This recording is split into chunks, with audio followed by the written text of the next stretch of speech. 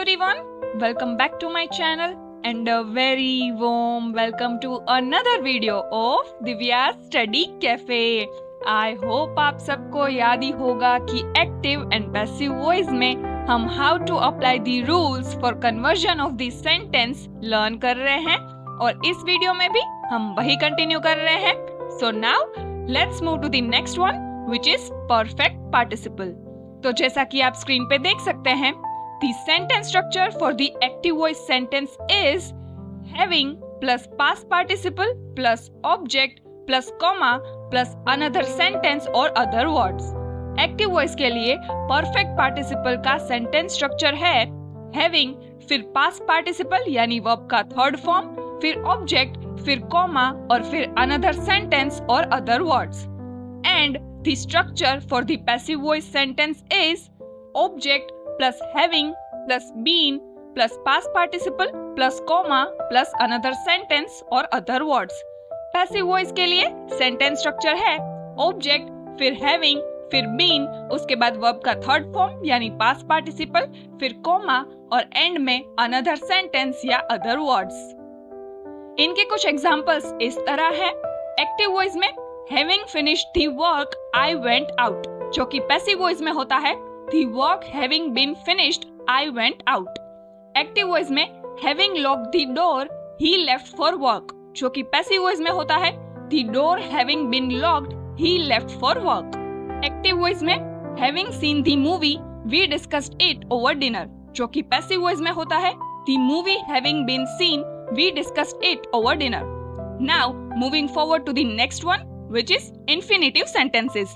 तो जैसा कि आप स्क्रीन पे देख सकते हैं, the sentence structure for the active voice sentence is subject plus first verb plus to plus V1, which here in this sentence is a second verb plus object. Active voice के लिए infinitive sentences का sentence structure है subject, फिर first verb, verb का first form, फिर to, फिर V1 again यानी second verb इस sentence में और फिर object. And the structure for the passive voice sentence is subject plus first verb plus object plus to plus be plus V3 or object plus first verb plus to plus be plus V3 plus by plus subject.